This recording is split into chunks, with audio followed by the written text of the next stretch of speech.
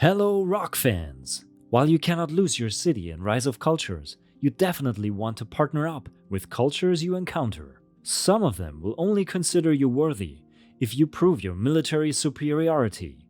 Before we dive into this topic, please subscribe to this channel to never miss any news from your new favorite game.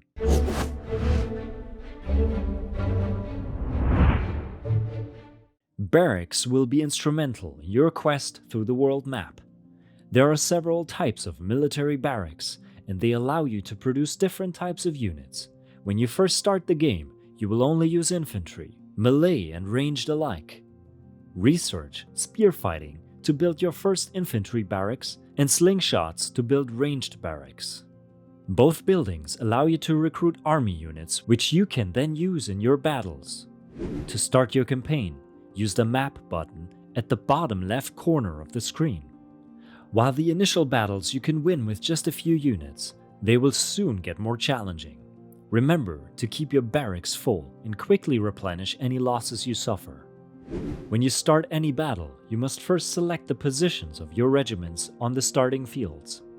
They are less important in the early battles, but later on, their proper placement can actually make a difference between a landslide victory and a bitter failure. In the early battles, all you need to keep in mind is that you place your ranged units behind your melee units. If you have already added cavalry to your ranks, you can safely place them right in the first line of attack, as they will charge and leap over infantry to engage them from behind.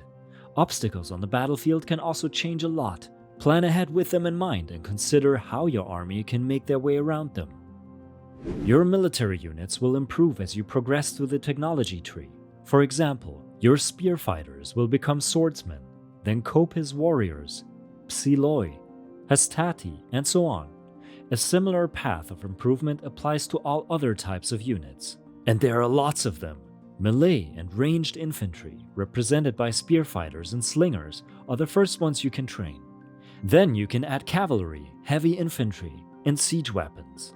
If you think you can no longer win any battles, you probably should invest in some military improvements in the research screen, as well as upgrade your commanders.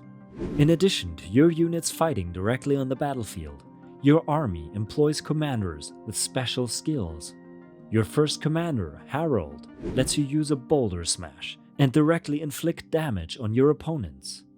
After using a special skill, you must wait a few seconds for it to refresh before you can use it again. As you prove your military might to more and more groups you encounter, some of their finest commanders will join you, and you will be able to use their skills for your own benefit in future battles. We hope that this small set of hints will help you deal with your opponents on the battlefield and properly develop your army. If you find this useful, make sure to give this video a like. Keep on rocking!